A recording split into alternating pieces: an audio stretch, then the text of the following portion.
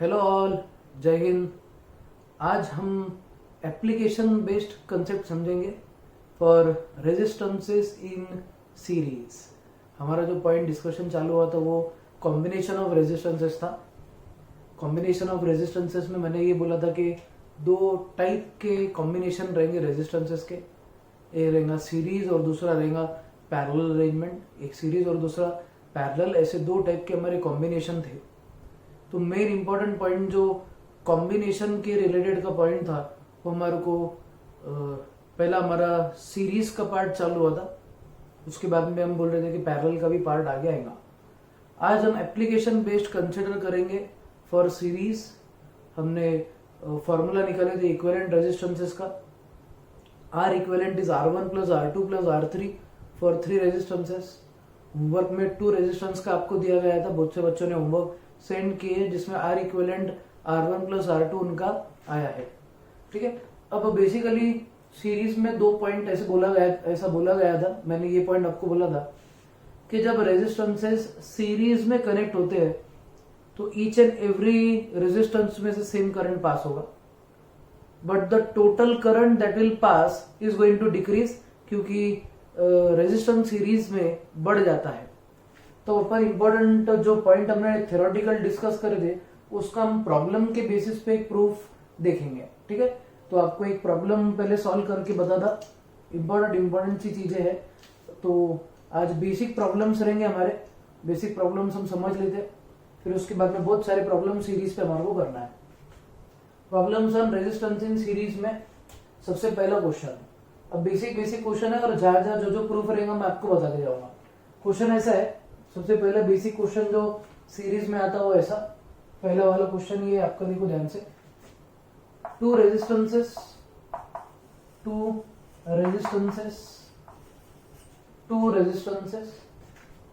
Of resistance of 10 ohm and 15 ohm resistance are connected in series. Calculate its equivalent resistance.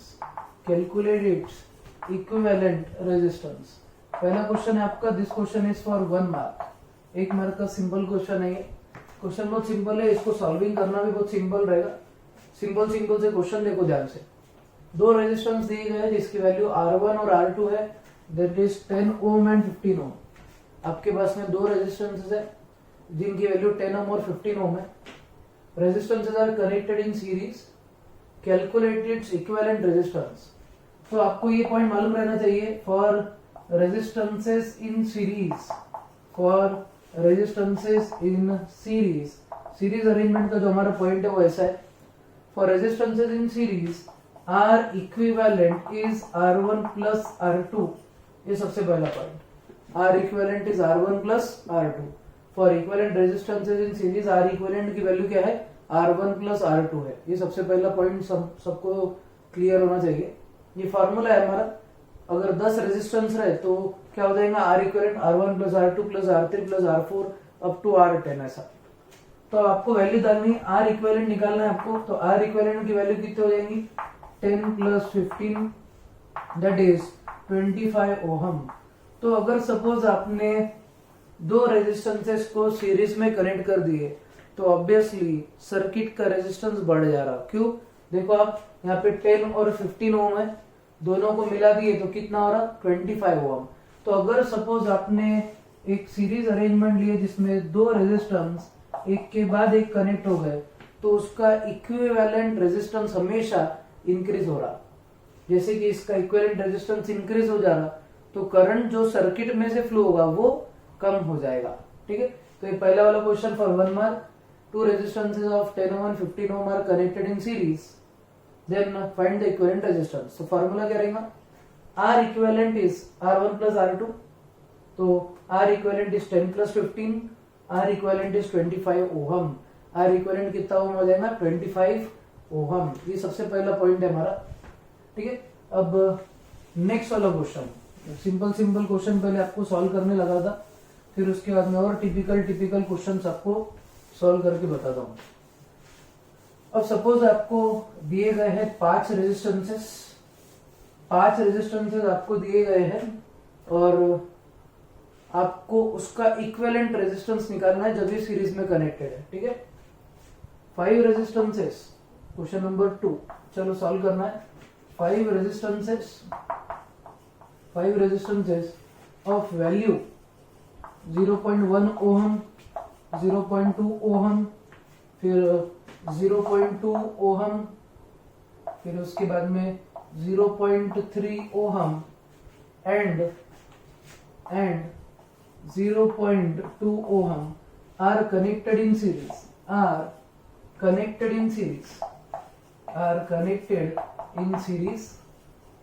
Calculate equivalent resistance.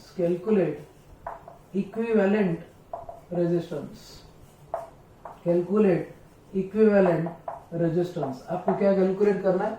You need to calculate equivalent resistance. क्या बोला गया है? 5 resistances है जिनकी value 0.1, 0.2, 0.3, 0.2 and 0.2 इतने ओम दिए गई है। आपको इक्विवेलेंट रेजिस्टेंस कैलकुलेट करना है।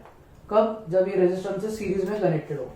तो हम क्या बोलेंगे? आर इक्विवेलेंट का formula, R equivalent will be R1 plus R2 plus R3 plus R4 plus R5। तो आपके R1 plus R2 plus R3 plus R4 plus R5, this is value for R equivalent. तो ये are equivalent होगा 0.1 plus 0.2 plus 0.3 plus 0.2 plus 0.2। तो अब आपका equivalent अगर देखेंगे आप तो 0.2 प्लस 0.2 प्लस 0.2 0.6, 0.6 और 0.3 0.9 और 0.1 अगर देखें तो इट विल बी 1 ओहम। तो आपका फाइनल आंसर आर इक्विवेलेंट कितना हो गया? 1 ओहम। तो जब भी आप रेजिस्टेंसेस को सीरीज में कनेक्ट करेंगे तो इक्विवेलेंट रेजिस्टेंस हमेशा इंक्रीज होता है, यह वैल्यू हमेशा बढ़ जाती है। ठीक है, ये दिखता इंपॉर्टेंट सा पॉइंट, ध्यान रखो। एक मार्क पे सिंपल से क्वेश्चन है। अब आपको एक टिपिकल क्वेश्चन बता था। ठीक है, ये बहुत सिंपल सा क्वेश्चन था, सिर्फ वैल्यूज ऐड करके आपको आंसर लाना था। अब इसके आगे का जो पॉइंट है वो मैं आपको बताता, इंपॉर्टेंट वाला क्वेश्चन। अब आगे का जो रहेगा that will B question for 3 marks. अब जो नेक्स्ट क्वेश्चन है वो 3 मार्क का रहेगा आपका। बहुत सिंपल सा क्वेश्चन है। Next question will be for 3 marks. अब आपको कंसेप्ट का मतलब क्लियरली समझ में आएगा। ठीक है, अब ध्यान से देखो। क्वेश्चन ऐसा है आपका, चलो क्वेश्चन लिखो। क्वेश्चन ऐसा है, इन a circuit 12 volt battery is connected in a circuit. 12 volt battery is connected in a circuit. 12 volt battery is connected and it has resistance. It has मतलब ये सर्किट के लिए रेजिस्टेंस है। it has resistance of 6 ohm connected. 6 ohm connected. It has resistance of 6 ohm connected in circuit. फिर calculate the current flowing through it. The current flowing through circuit. ठीक है, ये पहली कंडीशन है। आपको क्या बोला गया question? In a circuit 12 volt battery is connected and it has 6 ohm connected in circuit. फिर उसके बाद में it has resistance of, बोल सकेंगे हम, resistance of 6 ohm connected in circuit. Calculate the current flowing through the circuit if one more resistance is added in series with 6 ohm resistor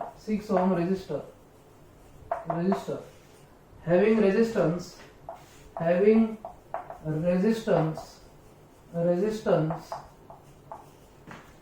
12 ohm, having resistance 12 ohm. ठीक है, बहुत important question है आपका। अब आपको बहुत सिंपल सा question बता रहा मैं, एक इंपॉर्टेंट पॉइंट है, देखो पहले पूरा क्वेश्चन समझ लो। क्या बोला गया, in a circuit 12 volt battery is connected and it has resistance of 6 ohm in the circuit, calculate the current flowing through the circuit. क्या बोला गया, calculate the current flowing through the circuit if one more resistance is added in series with 6 ohm resistor having resistance 12 ohm। बहुत important सा concept है।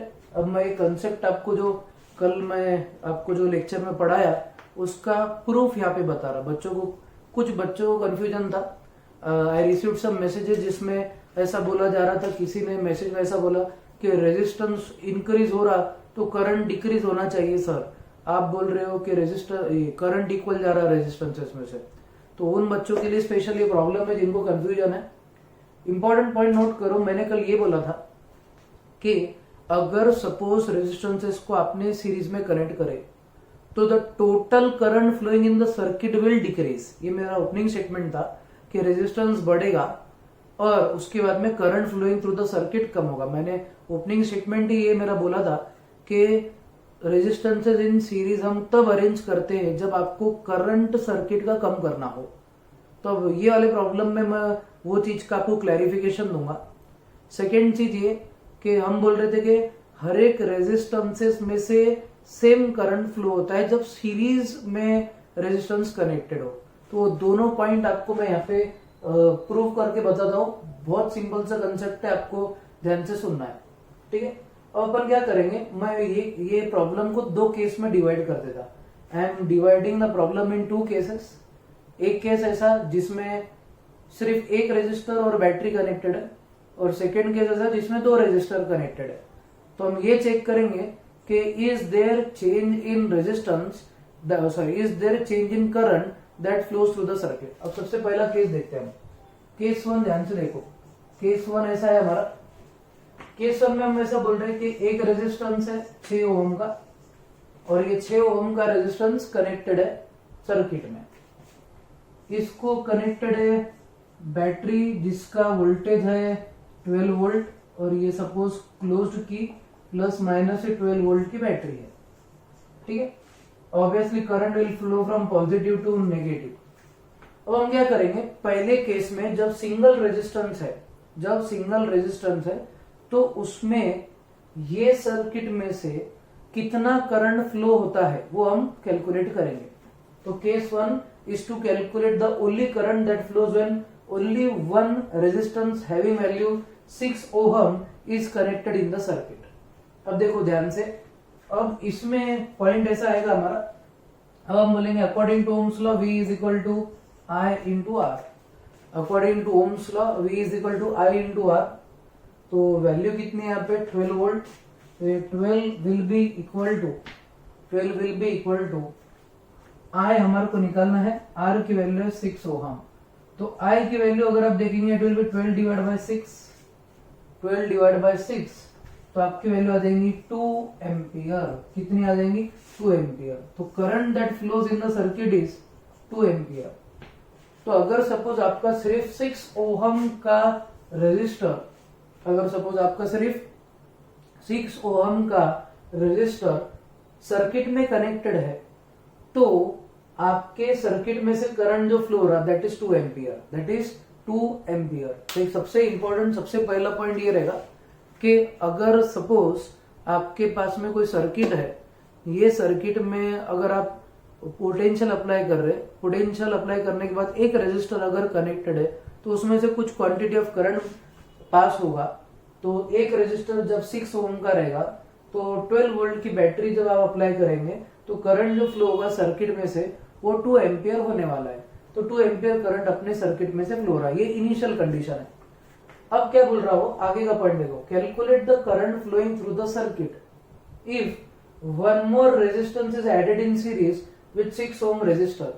6 ohm resistor के साथ में और एक रेजिस्टर जिसका वैल्यू 12 ओम है वो कनेक्ट कर दिया गया है, तो इसमें से करंट कितना फ्लो होगा वो आपको निकालना है।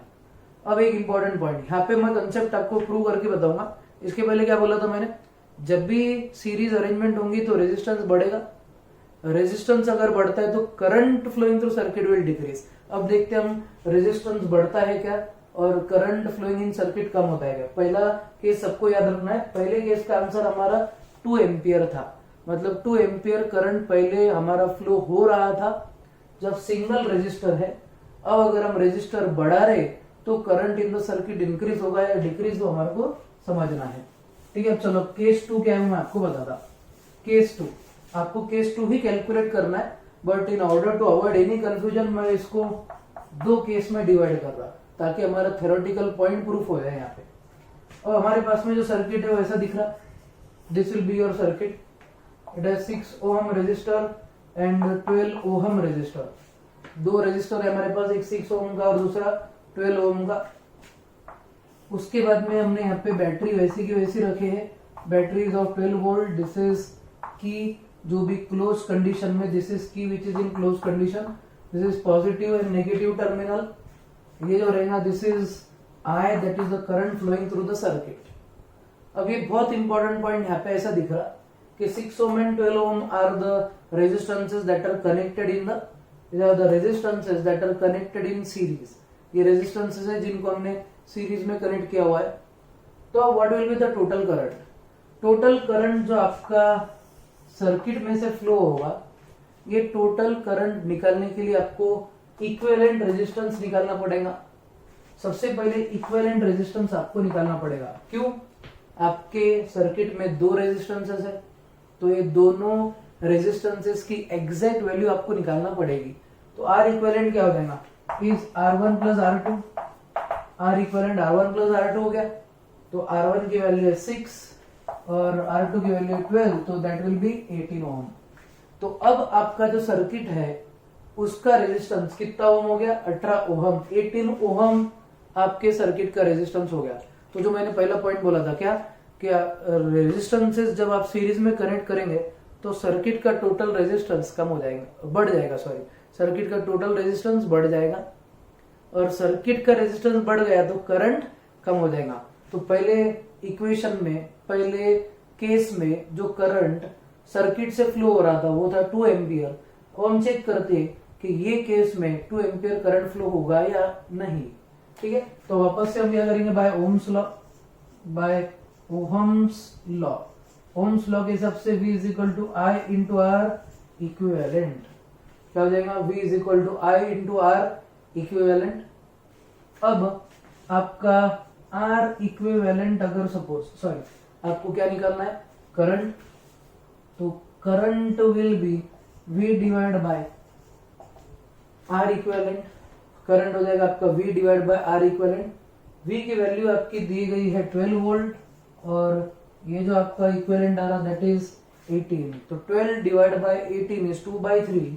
तो ये 2 जा, ये 3 जा, एंड 2/3 0.66 ओहम, सॉरी 0.66 एम्पियर। तो अगर आप देख रहे करंट, अगर आप चेक करेंगे तो रेजिस्टेंस को मैंने सीरीज में लगाने के बाद करंट जो सर्किट में से फ्लो हो रहा दैट इज 0.66 एम्पियर। तो पहले जो केस था, पहले केस में जब एक ही रेजिस्टेंस था तब करंट कितना जा रहा था? Current was 2 ampere. अब जैसे मैंने रेजिस्टेंस को सीरीज में लगा दिया तो क्या हो गया? करंट की वैल्यू कम हो गई। तो पहले जो आपका करंट 2 एम्पियर जा रहा था, अब 2 एम्पियर ना जाते हुए 0.66 एम्पियर फ्लो हो रहा। अब सीधा सा पॉइंट देखो, ये करंट यहां से फ्लो हो रहा, ये करंट ये रेजिस्टेंस से 0.66 ओम जाएगा, एम्पियर जाएगा। अब ये जो रेजिस्टेंस है, करंट को डायरेक्शन अगर देखेंगे आप, डायरेक्शन, तो there is no change in direction of current, तो same quantity of current will flow through this resistance. तो रेजिस्टेंसेस को आप जब सीरीज में कनेक्ट करते हो तो जो एक्चुअल करंट सर्किट में से जाना चाहिए था कितना? 2 एम्पियर, उतना ना जाते हुए अब कितना जा रहा है? 0.66 एम्पियर। तो ये दोनों मिलके इक्विवेलेंट रेजिस्टेंस 18 ओम का क्रिएट करेंगे। Both this resistances will combine, will create an effective resistance of 18 ohm and is going to oppose the flow of electrons or flow of current। और जितना करंट पहले केस में जा रहा था उतना करंट अब इसमें से फ्लो नहीं होगा। ये मेरे बोलने का मतलब था। अब शायद बच्चों को प्रॉब्लम लेने के बाद में डाउट क्लियर हो जाए।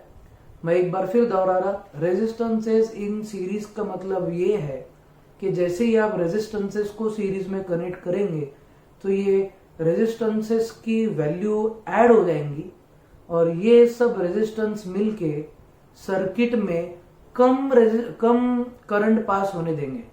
अगर सिर्फ एक ही रेजिस्टेंस आपने लगाए, एक ही रेजिस्टेंस लगाने के बाद जितना करंट सर्किट में से फ्लो हो रहा था, अब रेजिस्टेंसेस को सीरीज में लगाने के बाद उतना करंट सर्किट में से फ्लो नहीं होगा। क्यों? अब लोग बढ़ गए हैं, रेजिस्टेंस बढ़ गए हैं और रेजिस्टेंस बढ़ने के वजह से जितनी मात्रा करंट की पहले फ्लो हो सकती थी उतनी अब नहीं होगी। ऐसा वाला पॉइंट है। आया क्या पॉइंट समझ में? तो रेजिस्टेंस इन सीरीज का कंसेप्ट ऐसा है कि जब आप रेजिस्टेंसेस को सीरीज में कनेक्ट करेंगे तो टोटल रेजिस्टेंस सर्किट का बढ़ेगा। तो टोटल रेजिस्टेंस सर्किट का बढ़ेगा, सबसे पहला पॉइंट, टोटल रेजिस्टेंस सर्किट का बढ़ेगा और the quantity of current, total current that will pass through circuit is going to decrease. मतलब पहले जो मात्रा में करंट पास हो सकता था अब उतना करंट पास नहीं होगा। Total current flowing through the circuit is going to decrease. और उसके बाद में आपके करंट को फ्लो होने के लिए कोई दूसरा लूप या कोई दूसरा रास्ता, कोई दूसरा पाथ, कोई दूसरा जरिया नहीं है। So obviously it is going to flow from high potential to low potential और सेम क्वांटिटी ऑफ करंट हर एक रेजिस्टेंसेस में से पास होगा। ये आपका रेजिस्टेंसेस इन सीरीज का मतलब है। ठीक है, ये बहुत इंपॉर्टेंट सा टॉपिक है हमारे लिए। ये छोटे छोटे प्रॉब्लम है। ठीक है, अब इसके बाद का जो प्रॉब्लम है बहुत इंटरेस्टिंग है। चलो अब नेक्स्ट वाला क्वेश्चन लिखो। नेक्स्ट वाला question for resistances in series. Question लिखना है, चलो। 3 रेजिस्टेंसेस। अब क्वेश्चन अच्छा खासा बड़ा रहेगा तो आपको क्वेश्चन जो है वो लिख के रखना है। इंपॉर्टेंट सी चीजें हैं। 2 या 3 क्वेश्चन को मिक्स करके मैं आपको ये पॉइंट बता रहा हूँ। ठीक है, चलो क्वेश्चन लिखो आप सब। क्वेश्चन ऐसा है, 3 रेजिस्टेंसेस आर 3 रेजिस्टेंसेस, चलो लिखो 3 रेजिस्टेंसेस ऑफ वैल्यू 4 ओहम, फिर 6 ohm and 8 ohm are connected in series,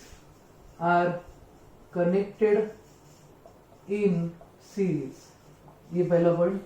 3 resistances of value 4 ohm, 6 ohm, 8 ohm are connected in series across a battery of potential 6 volt, calculate total current flowing through circuit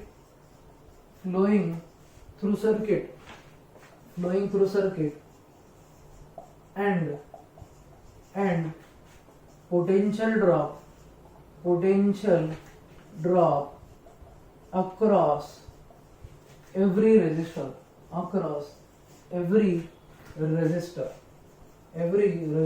बहुत important सा question है। Please question note करो। Question को जल्दी से note करना है, फिर मैं आपको सॉल्विंग सिखाता। क्वेश्चन ऐसा है आपका, 3 रेजिस्टेंसेस है जिनकी वैल्यू 4 ओम है, 6 ओम है और 8 ओम है। देर आर कितने? There are 3 resistances, value 4 ohm, 6 ohm and 8 ohm और इनको सीरीज में कनेक्ट किया गया है बैटरी के अक्रॉस। बैटरी का पोटेंशियल 6 वोल्ट है। आपको टोटल करंट जो सर्किट में से फ्लो होगा वो कैलकुलेट करना है, plus potential drop across each resistor. हर एक रेजिस्टर के अक्रॉस पोटेंशियल ड्रॉप कितना होता है वो आपको कैलकुलेट करना है। ठीक है, अभी प्रॉब्लम को सॉल्व कैसे करेंगे ध्यान से देखो। प्रॉब्लम बड़ा रहेगा, मैं क्वेश्चन आगे मिटा दूंगा जब अपने को जगह कम पड़ेगी तब। तो आपको क्वेश्चन नोट करके रखना है, क्या क्या चीजें कैलकुलेट करनी है वो आपको याद रखना है। ठीक है, तो सबसे पहला पॉइंट ध्यान रखो, कितने रेजिस्टर है उसका सर्किट डायग्राम में बना देता।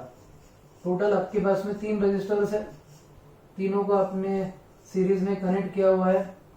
This is your circuit diagram. ठीक है, इसमें दिस इज के इसके अक्रॉस वोल्टेज इज V1, इसका वोल्टेज है V2, इसका वोल्टेज है V3। मैंने आपको ये बोला है कि हर एक रेजिस्टेंस जो रहेगा, जब भी रेजिस्टेंस की वैल्यू अलग अलग रहेगी तो पोटेंशियल की वैल्यू भी इसके अक्रॉस अलग अलग रहने वाली है। But V1 plus V2 plus V3 is equal to total V, ये आपको इसके पहले बोला गया है। ये वैल्यू है 6 वोल्ट, ठीक है। प्लस माइनस आपको करंट की वैल्यू टोटल निकालनी है। You need to calculate first the total value of current flowing through the circuit. सबसे पहला पॉइंट है calculate total current flowing through the circuit. सबसे पहला पॉइंट है आपका calculate the total current flowing through the circuit. आपको circuit में से टोटल करंट कितना फ्लो हो रहा है वो आपको निकाल के रखना है, ठीक है। अब चलो इधर ध्यान से देखो। सबसे पहला पॉइंट, आपको जब भी टोटल करंट निकालना है, टोटल करंट निकालने के लिए सबसे पहली चीज जो आपको निकालना पड़ती है दैट इज इफेक्टिव रेजिस्टेंस या इक्विवेलेंट रेजिस्टेंस। तो आर इक्विवेलेंट निकालो सबसे पहले। क्यों? आपके रेजिस्टेंस सीरीज में कनेक्टेड है, तो सीरीज में कनेक्ट होने की वजह से आपके सर्किट का रेजिस्टेंस बढ़ जाएगा। तो रेजिस्टेंस कितना है सर्किट का वो आपको निकालना पड़ेगा। तो सर्किट का रेजिस्टेंस हो जाएगा R equivalent is 4 plus 6 plus 8। 4 plus 6 plus 8, तो अगर आप देखेंगे 4 प्लस 6 इज 10, 10 प्लस 8 इज 18, तो आपका आर इक्विवेलेंट हो जाएगा 18 ओहम। कितना ओहम? 18। तो आपके सर्किट का रेजिस्टेंस हो जाएगा 18 ओहम। आपको कैलकुलेट क्या करना है? करंट। तो by Ohm's law V is equal to I into R equivalent. ये वोल्टेज 6 वोल्ट रहेगा टोटल सर्किट का। I जो रहेगा this will be I total, और R जो रहेगा R इक्विवेलेंट, मतलब टोटल करंट, ये टोटल रेजिस्टेंस सर्किट का इक्विवेलेंट रेजिस्टेंस रहेगा। अब आपको I निकालना है टोटल करंट। तो I टोटल या I flowing through the circuit is V divide by R equivalent. क्या आ जाएगा? V divide by R equivalent. V divide by R equivalent अगर आपने करे तो क्या होगा? देखो अब ध्यान से, V की वैल्यू कितनी है? देखो V की वैल्यू आपको दी गई 6 वोल्ट, तो वैल्यू ऑफ V 6 वोल्ट, और R इक्विवेलेंट की वैल्यू है 18। तो 1, ये इसको अब अगर सॉल्व करेंगे आप तो it is 1 divide by 3। 1/3 ampere current flow हो रहा है। तो current flowing through circuit is 1/3 that is 0.33 ampere. 1/3 is 0.33 ampere. तो टोटल करंट जो सर्किट में से फ्लो होगा दैट विल बी 0.33 एम्पियर। कितना एम्पियर फ्लो होगा? 0.33। ये आपका पहला पार्ट है। देखो क्या क्या पूछेगा है, calculate total current flowing through the circuit. तो टोटल करंट जो सर्किट से फ्लो होगा दैट विल बी 0.33 एम्पियर। कितना एम्पियर? 0.33 एम्पियर। सेकेंड चीज आपको क्या पूछा जा रहा? Also calculate the potential drop across every resistor. Also calculate potential drop across every resistor. तो हर एक रेजिस्टर का पोटेंशियल ड्रॉप आपको कैलकुलेट करना है। Calculate the potential drop across every resistor. हर एक रेजिस्टर का पोटेंशियल ड्रॉप आपको कैलकुलेट करना है। You need to calculate the potential drop across every resistor. अब इंपॉर्टेंट चीज, ये रेजिस्टेंस का पोटेंशियल ड्रॉप अगर आपको निकालना है, आपको ये मालूम है कि ये रेजिस्टर में से करंट कितना फ्लो हो रहा है? 1/3 एम्पियर। इसमें से भी 1/3 एम्पियर, इसमें से भी 1/3 एम्पियर। अब आप इसका पोटेंशियल V1 निकाल सकते हैं। तो देखो V1 is I into R1, ठीक है। अप्लाई करना है कौन सा लॉ? Ohm's law. तो हम बोलेंगे V1 will be I into R1। I की वैल्यू मालूम है, R1 की भी वैल्यू मालूम है, तो आपको किसकी वैल्यू निकलते आ जाएंगी? You will be able to calculate value of V1। तो I की वैल्यू थी हमारी 1/3। 1/3 इंटू R1 करो इंटू 4, तो हो जाएगा 4/3 वोल्ट। तो आपकी V1 वैल्यू हो जाएगी 4/3 वोल्ट, ठीक है। अब V2 की वैल्यू कैलकुलेट करो। V2 is I into R2। Formula लिख देता पहले, I इंटू R2। इसके लिए भी ओम्स लॉ अप्लाई करना पड़ेगा। V2 is I into R2। तो I की वैल्यू कितनी? 1/3। R2 की वैल्यू है 6। तो ये 3 1 जा 3 2 जा, तो इट विल बी 2 वोल्ट। तो हो जाएगा आपका 2 वोल्ट। फिर उसके बाद में ये अगर आप देख रहे हैं तो ये है V3। V3 की वैल्यू हो जाएंगी I इंटू R3। V3 की वैल्यू क्या हो जाएंगी? I into R3। तो आई की वैल्यू अगर आप देखेंगे that is 1/3 into 8 that is 8/3 volt हो जाएगा। V3 will be 8/3 volt. ये आपका फाइनल आंसर रहेगा। अब बहुत से बच्चों को मैं ये जो मैंने पॉइंट बोला था कि total potential is equal to sum of all the potentials, तो ये मैंने एक पॉइंट बोला था सीरीज अरेंजमेंट के लिए, तो मैं प्रूफ करके बता था कि टोटल पोटेंशियल जो है सीरीज अरेंजमेंट के लिए वो सम ऑफ ऑल द पोटेंशियल्स ही होगा। कैसे? देखो हमारी जो वैल्यूज आई ना V1, V2 और V3 की, ये सब वैल्यूज को हम ऐड करेंगे। ऐड करने के बाद में आपकी वैल्यू कितनी आनी चाहिए? 6 वोल्ट ही आनी चाहिए। अगर सपोज 6 वोल्ट आंसर आ गया दैट मीन्स आपका आंसर सही है। तो देखो कैसा क्रॉस चेक कैसे करना, how to cross check your answer. Cross check कैसे करेंगे? V1 plus V2 plus V3 करो, ठीक है। ये प्रॉब्लम में करने की जरूरत नहीं है आपको, ये मैथमेटिकली आप दिमाग में भी कैलकुलेट कर सकते हैं, आपके पेपर पे लिखने की जरूरत नहीं है। तो क्या करो, V1 plus V2 plus V3 करो। V1 की वैल्यू है 4/3 प्लस 2 प्लस 8/3, ठीक है। ये ऐसे वाला पॉइंट आप कंसिडर करो। अब क्या करो, इसका एलसीएम लो, तो इसका एलसीएम आ जाएगा 3 इज द एलसीएम, तो ये हो जाएगा 4 प्लस ये हो जाएगा 6 प्लस ये हो जाएगा 8। तो अगर आप देखेंगे तो 4 प्लस 6 इज 10 प्लस 8 कितना हो जाएगा आपका? 10 प्लस 8 इज 18, तो हो जाएगा 18 divide by 3 that is 6 volt. तो आपका फाइनल आंसर कितना आ रहा? 6 वोल्ट। तो ये क्रॉस चेक है, तो आप क्रॉस चेक भी डेफिनेटली कर सकते हो। देखो आप V1 plus V2 plus V3 मैं कर रहा हूं, तो मेरा वैल्यू टोटल कितना आ रहा? 6 वोल्ट आ रहा, और आपके बैटरी का पोटेंशियल भी कितना है? 6 वोल्ट। तो मैंने जितने भी स्टेटमेंट बोला था वो सब स्टेटमेंट को मैं प्रूव करके बता दिया। मैंने ये बोला था कि V total is V1 plus V2 plus V3, ये प्रॉब्लम में मैंने वेरीफाई करके बता दिया। सेकेंड पॉइंट मैंने ऐसा बोला था कि अगर सपोज आपने रेजिस्टेंसेस को सीरीज में कनेक्ट करे तो टोटल रेजिस्टेंस सर्किट का बढ़ जाएगा, वो भी हमने प्रूव कर दिए। फिर उसके बाद में मैंने ये भी बोला था कि अगर सपोज रेजिस्टेंसेस को सीरीज में कनेक्ट किया जाए तो जो क्वांटिटी ऑफ करंट सर्किट में से फ्लो होगा, जो क्वांटिटी ऑफ करंट सर्किट में से फ्लो होगा that will be less as compare to a normal single resistance. तब एक रेजिस्टेंस अगर सर्किट में है तो जितना क्वांटिटी ऑफ करंट फ्लो होता है उसकी क्वांटिटी हमेशा ज्यादा रहेगी। अगर सपोज मैंने सीरीज में रेजिस्टेंसेस को कनेक्ट कर दिया तो आपका जो करंट सर्किट में से फ्लो होगा उसकी क्वांटिटी कम हो जाएगी। ऐसा हमारा पॉइंट डिस्कस ऑलरेडी हुआ था। तो जितने भी पॉइंट हमने डिस्कस करे थे वो सब हमने किसके थ्रू प्रूव कर दिए? We have proved it through mathematical calculations, ठीक है। तो ऐसे टाइप के क्वेश्चंस आपको आते हैं एग्जाम में, और ये सिंपल से क्वेश्चन है, ये क्वेश्चन आपको सॉल्व करते आने चाहिए, ठीक है। तो ऐसे सब क्वेश्चंस नोट करके रखो और जितना हो सके ऐसे टाइप के क्वेश्चंस आप सॉल्व करो। और कुछ भी डाउट आता है स्टे कनेक्टेड, आप मुझे व्हाट्सएप पे मैसेज करो, आई हेल्प यू आउट। घर पे ही रहना है, खुद का और फैमिली वालों का ध्यान रखना है। स्टे होम, स्टे सेफ, जय हिंद।